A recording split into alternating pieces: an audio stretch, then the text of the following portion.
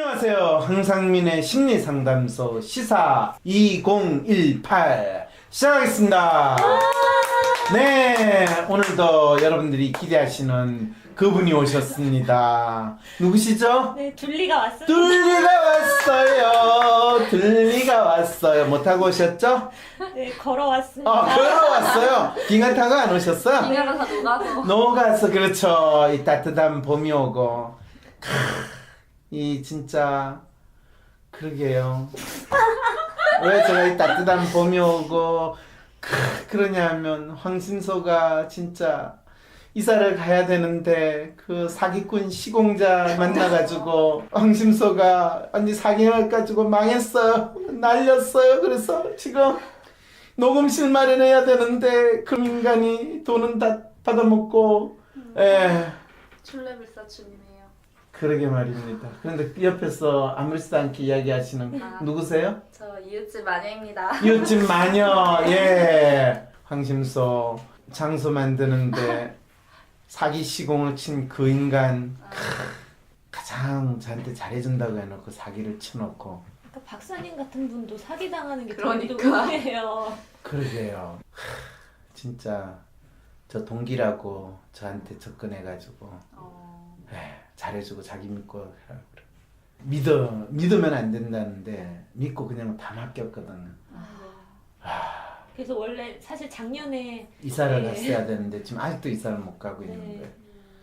아 진짜 믿을 사람 없네.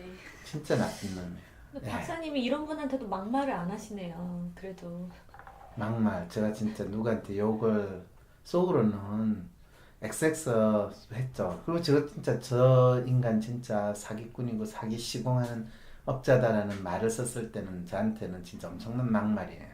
근데 박사님 막말은 막말도 아니거든요. 아 그래요? 네, 이 막말에 대해서 궁금한 게 있으신 분께서 사연을 보내주셨어요. 아 그래요? 어떤 막말? 예. 안녕하세요. 저는 최근 정봉주 의원 편을 다룬 방송편을 듣고 깜짝 놀라서 황심소를 애청하게 된 대학생입니다. 저는 개인 상담이나 그런 거는 잘 모르고요. 관심도 크게는 없다 보니 황심소를 잘 안 듣게 되더라고요. 그런데 최근 안희정 사건이 터지고 박사님이 대선 전 안희정 전 지사에 대해 평가하시는 내용을 다시 보고 놀랬고, 정봉주 의원 사건이 터지고 그냥 시장 출마 선언해야 된다라는 방송 등을 통해서 완전 레전드시구나 하는 생각이 들었어요. 그런데 최근에 호기심이 생긴 정치인의 심리가 궁금해서 이렇게 사연을 보내봅니다. 바로 홍준표 자유한국당 대표예요. 이분이 뭐 막말로 유명하고 발언 거칠게 하는 거야 하루 이틀이 아니었는데 최근 기사로 자신이 막말한 적이 없다. 그저 서민적 용어로 비유한 거다라는 발언을 했더라고요. 와, 정말 신기했어요. 아니 어떻게 저런 생각을 하는 거지? 홍 대표는 언론에서 자신이 가장 적절한 비유를 하면 할 말 없는 상대방이 그걸 막말로 반격한다라고 말하더라고요. 그리고 자신을 막말 프레임에 가둔 것이 노무현 전 대통령이 자살했다는 말을 했을 때부터가 아니겠냐는 식으로 말도 하더군요. 노무현 대통령 지지자들이 자신을 막말이라고 보는 거라고. 아니, 근데 언제부터 시작을 했던 그 이미지를 키워온 건 자신 아닌가요? 특히 홍준표 대표의 막말 중에는 여성을 비하하는 내용이 유독 많았잖아요. 이대 계집 애들 싫어한다. 설거지는 하늘이 여자에게 정해준 일 등의 발언도 있었고, 2009년 추미애 당시 의원에게 일하기 싫으면 집에 가서 애나 봐라 라고도 했고요. 이런 발언은 어떤 심리에서 하는 거죠? 그냥 여자를 하대하는 옛날 노인으로 봐야 되는 걸까요? 그뿐인가요? 가족을 향해서도 있었잖아요.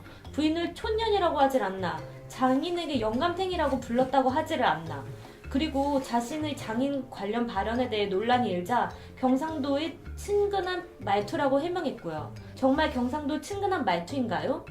경상도 가면 다들 장인에게 또는 그 정도 연배 되는 어른에게 영감탱이라고 부르는 게 친근해지는 말투인가요? 이런 언어 행태는 어떻게 봐야 되나요? 그뿐 아니라 평상시 단어 선택도 과격하잖아요. 성완종 리스트 의혹과 관련해서는 유죄 판결이 나온다면 노무현 전 대통령처럼 자살하는 것도 검토하겠다고 했고, 선거에서 지면 낙동강에 빠져 죽어야 한다는 말도 했고요. 이렇게 다소 과격한 단어를 선택하는 게 정치에 효과가 있나 보죠? 왜 이렇게 말한 걸까요? 어떤 효과가 있길래?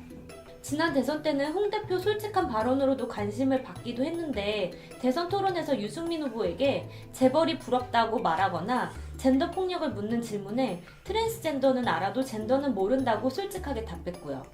자신의 이런 솔직한 발언에 대해서 어떻게 분석할 수 있을까요?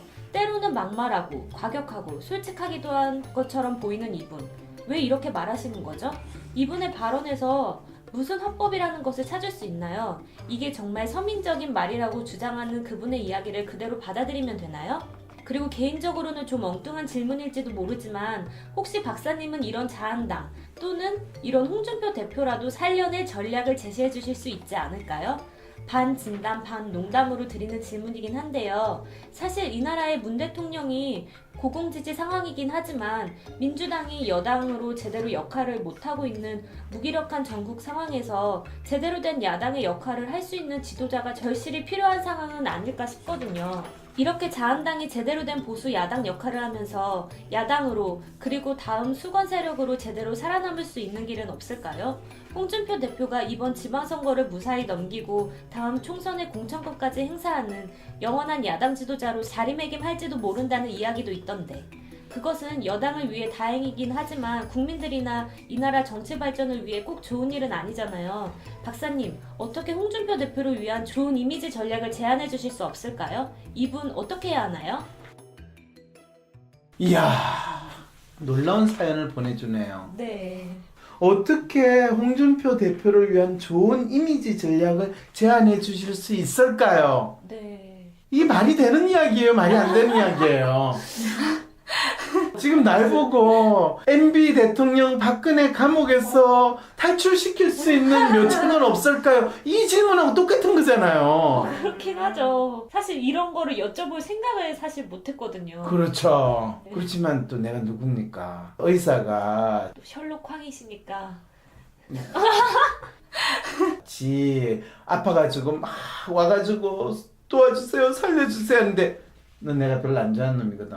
가, 죽어. 이렇게 할 수 없잖아요. 그쵸. 네. 환자 가려받으시면 안 돼요. 안 되죠. 홍준표도 받아주세요. 그러니까 홍준표를 위한 이미지 전략을 제안을 해줘야 되는 문제에 지금 직면하고 있는데 근데 이분이 그걸 뭐라고 그랬어요? 그냥 홍준표를 위해서가 아니라 이 나라 정치 발전을 위해 국민을 위해서 해달라잖아요. 그렇죠. 지금 야당 지도자인 홍준표 씨가 제대로 이 야당 지도자의 역할을 해야지 지금 막말을 하고 완전히 시골 영감탱이처럼 행동을 하면 이 나라에 미래가 있겠어요? 없죠. 미래가 있죠. 이 상황에서 그냥 보수 야당이라고 주장하는 인간들 그냥 완전히 싹이 없어져야지 새로운 야당이 만들어지겠죠. 네. 그렇지만 그렇게 이야기하면 좀 너무 잔인하잖아요. 그리고 또 곧 선거를 앞에 두고 또 적과 아군을 가리지 않고 다 도와주는 네. 사람으로서 맞아요. 박사님 평소에 진보 보수 가리지 않고 까신다는 이미지. 그렇죠. 이번에는 그 이제 가리지 진보 않고 가지 않고 다 받아주는 박사님 근데 경상도 분이시죠? 그럼요. 이게 근데 친근한 표현이 맞아요? 영감탱이가? 영감탱이가요? 네, 진짜 그게 되게 궁금했어요. 제가 친근한 이 표현이라고 할 수가 없는 게 경상도에서 욕할 때 외에는 이 표현을 잘 안 써요. 욕은 맞네요. 네, 욕은 욕이에요. 아. 근데 이분과는 이 영감탱이는 또 친근한 표현이라고 쓸 수 있는 특별한 조건이 있어요. 오. 이분이 정치인으로 하기 전에 전직이 뭔지 아세요? 검사. 검사죠. 네. 검사는 경상도에서 검사를 뭐라고 부르는지 아세요? 영감이라고 불러요. 오. 그래서 그 밑에 일하는 수사관이나 직원들이 자기 영감을 친근하게 부를 때는 영감탱이라고 불러요. 아. 그렇지만 장인 어른을 영감탱이라고 부르는 인간이 있으면 경상도에서는 호로자식이라고 근본을 알 수 없는 놈이다 라는 뜻이에요. 그러면 벌써 이제 이 홍준표 씨의 기본적인 소양에 대해서 다 설명이 된 거죠. 네.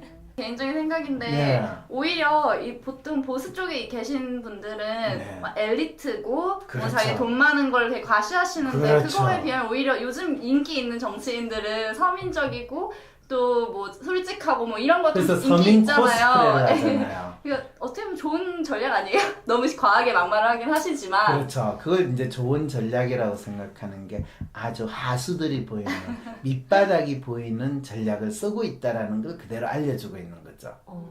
그러니까 지금 보통 보수거나 자한당 하면 뭐가 연상이 돼요? 자유한국당이 연상이 돼요? 아니면 불안당 이렇게 연상이 돼요? 불안당이요. 그렇죠. 적폐.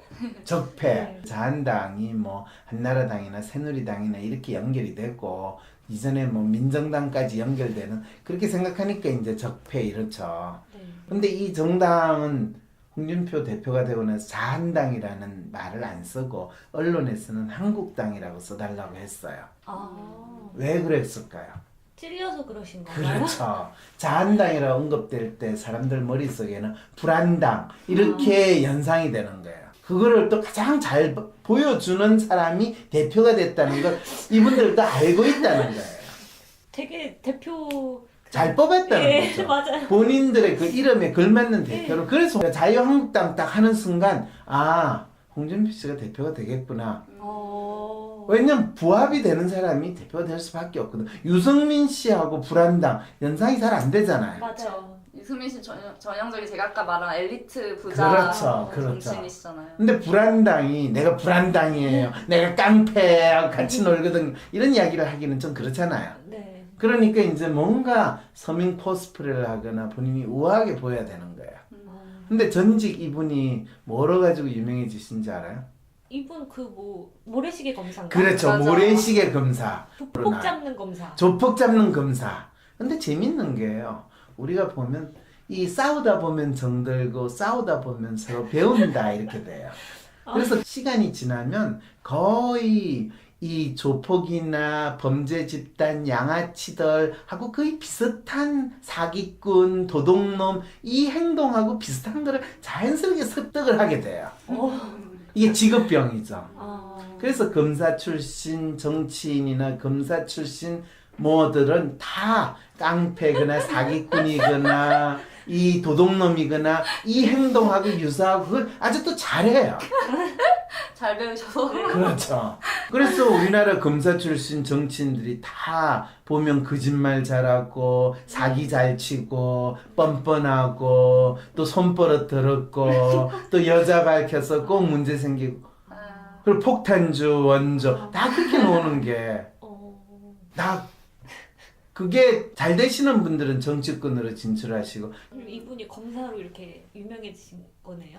그래서 다 지금 과거에 이분이 배운 거를 지금 여전히 쓰시고 계신다라고 생각하시면 되는 거죠. 그러니까 이분이 원래 뭐 안 그러셨는데 정치를 하다가 그렇습니까? 아니라 원래 그런 분이 제자리를 찾아왔다라고 생각을 하면 된다는 거예요. 근데 왜 이분은 가면을 쓸 노력조차 안 하시는 걸까요? 그거 좋은 아주 훌륭. 그럴 아니, 때 보통- 어떤 가면을 쓸까요? 그냥 보통은 정치인들은 사람들에게 좀 잘 보이고 싶어하고 자기 이미지를 만드는 그렇죠. 가면을 쓰잖아요. 점잖은 가면을 네. 쓰거나 그런데 이제 정치인들 중에 특히 검사 출신 정치인 중에 점잖은 사람으로 보이는 사람 예를 들면 옛날에 그 박희태 의원 혹시 여러분 들어봤어요? 들어만 봤어요. 저기 골프장 그 캐디 캐디. 성추문하는 그분은 기본적으로 술은 많이 하지만 점잖다라고는 이야기를 많이 써요. 그런데 배운 도둑질이 아주 조폭이나 깡패 스타일로 나갈 것이냐 아니면 여성을 중심으로 이제 그 욕망 또 그 공격성이 표현되느냐. 근데 이분 여자 싫어하는 것 같아요. 그렇죠. 이백일 이분은 집에도 그렇죠. 싫어하고. 그러니까 박희태 씨처럼은 겉으로는 점잖하지만은 본인의 욕망을 다양한 여성을 통해 가지고 그 충족되시는 분이 있고 그리고 이제 본인은 조폭가라 가지고 원래 조폭들이 여성에 대한 공갈 갈치 뭐 이렇지 그러니까 과가 다르다는 거예요. 편한 과면을 쓰신 거네요. 그렇죠. 가면을 썼는데 이분은 본인한테 훨씬 편한 가면을 쓴 거죠. 이게 가면이라고는 상상도 못했을 것 같아요, 사람들이. 네, 맞아. 굳이 이런 가면을 쓸 생각. 그럼 본인이 조폭하고 안 어울려서 그래요. 그래요. 네. 원래부터 조폭인 사람은 본인이 아주 우아하고 점잖은 가면을 선호하는 거고 본인이 원래는 뭔지 모르지만은 조폭의 가면을 자연스럽게 쓰는데 본인이 사실은 엘리트를 지향하는 사람일 거 아니에요. 네. 그래도 고대 나오고 이 검사까지 되신 검사까지 됐으면 엘리트를 지향하거든. 근데 이제 본인 스스로 이제 서민 코스프레하는 또 그거는 있어요. 왜냐하면 본인 뭐 집이 엄청 가난하고 힘들었다면 이제 이런 이야기 근데 그거 많이 다들 하거든요. 레파토리처럼 하시잖아요. 그렇죠. 그걸 서민 코스프레라고 그러죠. 왜냐 옛날엔 다 가난할 때인데 뭐 특별히 누구가 더 가난하기 쉽지 않거든요. 예. 맞아. 예. 그러니까 이 홍준표 씨 연배 좀 될 때는 다 가난하지 뭐. 다 굶주리면서 대학 다녔다고 그러지 뭐. 다 개천에서 용난 사람. 그럼요. 그리고 다 뭐 늘린 게 개천이고 늘린 게 다 용밖에 없었어요. 도룡용. 예. 그럼 이 조폭 같은 이 홍준표 대표의 이미지 컨설팅은 어떻게 해주실 거예요? 그렇죠. 그게 이제 문제인데 멋진 조폭으로 포장해야 되는 거 조폭 아니에요? 중에서 멋진 조폭 혹시 연상되는 게 있어요? 뭐 의로운 조폭. 김두한. 김두한. 김두한 같은 경우에는 이제 조폭일 때 야당으로서 조폭을 할 때 가장 기억에 남는 게 분뇨 똥을 가져와가지고 이 장관한테 질의하면서 장관한테 던진 이게 아주 유명한 일이거든요. 네. 그거를 지금 야당 대표한테 그걸 하라고 지금 조언할 수는 없잖아요. 그럼 뭐 그러면 그럴 때는 이제 야당 정치 지도자로서 이분이 자신의 이미지를 쇄신할 것이냐 아니면 영원한 조폭 성향을 가진 사람으로서 본인의 이미지를 유지할 것이냐 이 두 가지 전략 그리고 현실에서 이분이 나름대로 뭔가 얻을 것인가 아니면 영원히 이름을 남기는 인물이 될 것인가 이제 여기에 달려 있는 거죠. 이분이 뭘 원하는가 여러분들이 한번 생각해요. 이분이 뭘 원할 것 같아요. 본인이 지금 현실에서 야당 대표고 뭐 국회의원도 했고 그 다음에 경상남도 도지사까지 했어요. 넥스트 이분이 바라는 게 뭘까요? 더 큰 자리에 오르고 싶어. 대통령이 되고 싶어서 대통령 선거에도 출마를 했는데 네. 2등으로 낙선했잖아요. 그럼 이분 부자일까요? 부자지 않을까요? 부자죠. 부자죠. 그러니까 더 돈을 더 많이 벌겠다. 자기는 더 돈을 받아도 별로 그렇게 지 재산이 더 불어나는 거와 관계가 없는 상황인 거예요. 그거에는 관심이 없는 것처럼 보여요. 그렇죠. 네. 그러니까 이분한테 돈 줘봤자 이분한테는 별로 도움이 안 돼. 혹시 이분한테 돈 줘가지고 뭐 자리를 하거나 이분 지방선거에 나서시려고 생각하시는 분은 이분한테 돈 줘봤자 본인이 원하는 걸 어차피 못 얻어. 그러니까 이 방송이 나가기 전에 돈 주신 분은 그렇다고 폭로하지 마. 이분한테는 안 돼. 소용없죠. 이미. 그렇죠. 이분은 돈 받은 것도 안 받았다고 발뺌하고 살아남잖아. 법원에서 무죄 판결 받는다잖아. 받았어요. 대법원에서 이미. 그러니까 이분은 이 사법부 시스템을 아주 우습게 능멸할 수 있는 그 정도 능력을 이미 가지고 있는 분이에요. 대단한 분이시죠. 진짜 됐죠. 원하시는 게 뭘까요? 그걸 알지 않고서는 제가 이분 이미지 컨설팅을 해줄 수 없다는 문제에 있는 거예요. 그러니까 이분은 대통령을 원한다고 그러면 이분은 뭐예요? 이미 쥐가 한 번 안 되는 건데 그러면 누구처럼 두 번 넣으면 될 거라고 생각한다면 홍준표를 다음 대통령으로 만든다. 이제 이 문제를 가지고 이제 제가 고민을 하고 대통령 이미지 컨설팅을 해줘야 되는 과제를 봉착하는 거죠. 그걸 지금 제가 항심서에서 맨입으로 해줄 수 있겠어요, 없겠어요?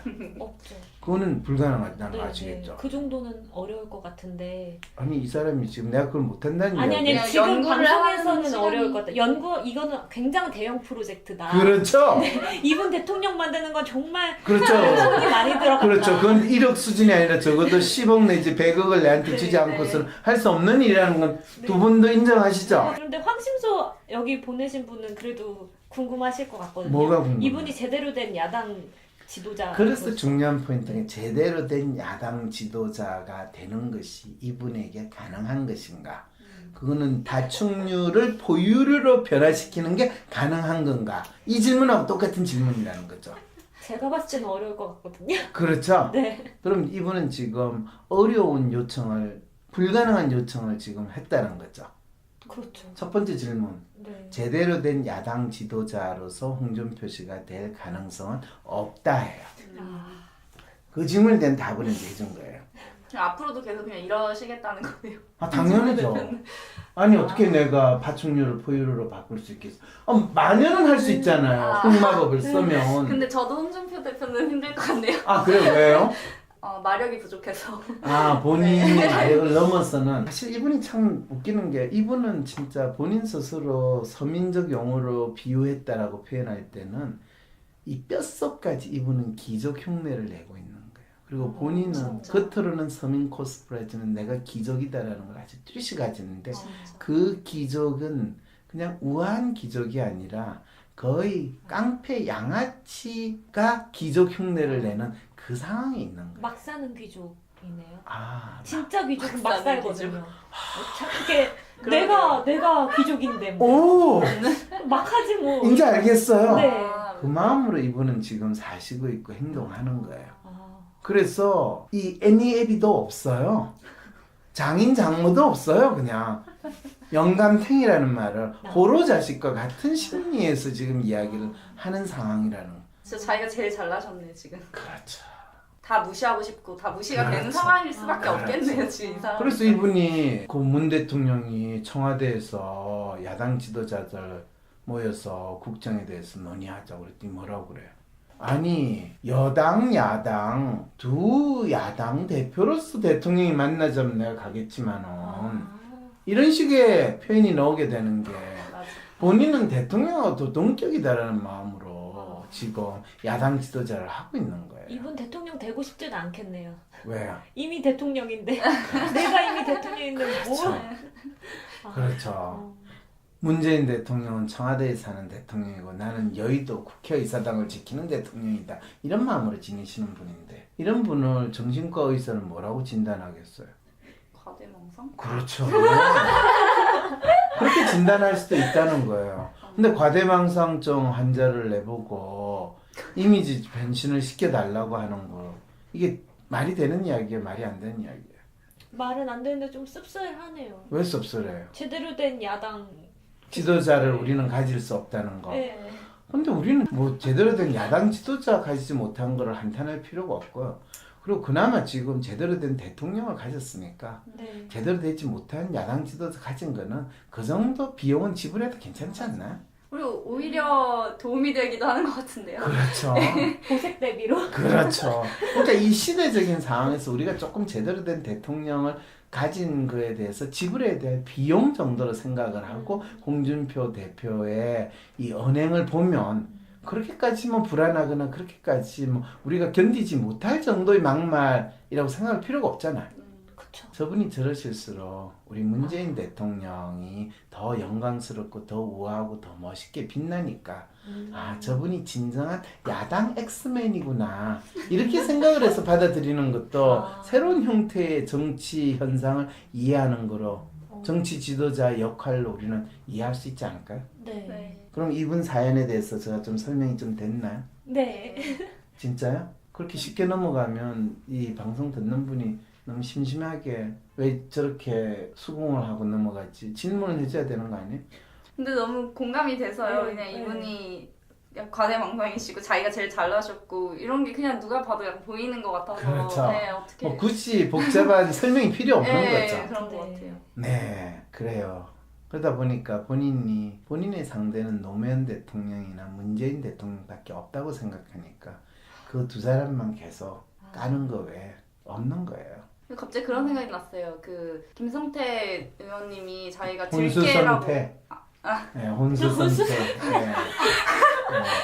들깨라고 불리는 게 좋다고 하셨던 것처럼 네. 이분들은 지금 다 이렇게 센 척하고 그렇죠. 그러는 게 그런 이미지를 갖고 싶어하는 게 그렇죠. 저는 되게 상당히 코미컬해요. 그렇죠. 네. 들깨가 지가 들깨인지 혼수성태인지 술에 취한지 알 수 없잖아요. 그러니까 그 동네는 지금 똥개, 들깨, 뭐 진돗개 뭐 다 난리 났어요. 그래서 개판이에요. 독테이프. 그러니까 뭐 어쩔 수 없다 생각해야지. 이게 막말이요. 이상하게 귀에 더 쏙쏙 들어오는 건 있거든요. 그렇죠. 또 저같이 단순한 사람들은 그 말만 기억이 그렇죠. 나고 어떤 말이 기억나요? 기억나는 뭐, 말. 여기 나온 말들 홍준표 씨 한 이야기 그 중에. 돌아가신 그 노무현 대통령에 대해서도 뭐 말했던 거나 아니면은 지금 뭐 이런 거 다 설거지는 하늘이 여자애가 정해준 일, 뭐 집에 가기 그렇죠. 싫어 애나 봐, 뭐 이런 거. 그렇죠. 뭐 이런 것들 이분이 한 말들이 근데 나이 많으신 어르신들한테는 진짜 쏙쏙 들어와서 그 말만 그렇죠. 생각이 나고. 그러니까 그 자한당 지지하시는 분들은 다 정신줄 놓고 있는 영감탱이라고 이분이 이야기하시잖아요. 그래서 거의 둘리 씨하고 비슷한 분 영입해가지고 송파을 지구당 위원장 맡겼잖아요. 아. 본인도 한번 가서 똑똑 두드려 보세요.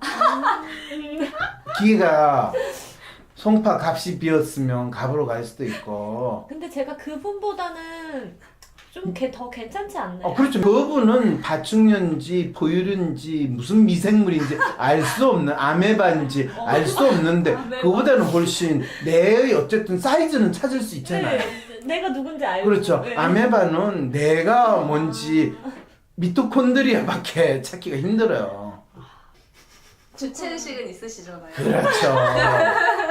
제가 남네요. 그럼요. 수십 수만 배 낫죠. 오늘도 뭔가 뿌듯해지는 방송이었어요. 그래요? 네. 어이, 야, 그래도 요즘에 방송을 하면서 우리 참, 둘리 씨가 뿌듯함을 느끼는 방송이라고 그러니까 황심서도 이제 거의 막장 수준으로 바뀌는 것 같은 생각 막 드네요. 아니 둘리 씨가 뿌듯함을 느낄수록 들으시는 분들도 같이 뿌듯함을 느끼고 옆에 보는 저도 뿌듯함을 느끼고 있어요. 네, 황심서 청취자 다 둘리 씨 수준이라고 지금 한마디로 다 죽여버렸군요.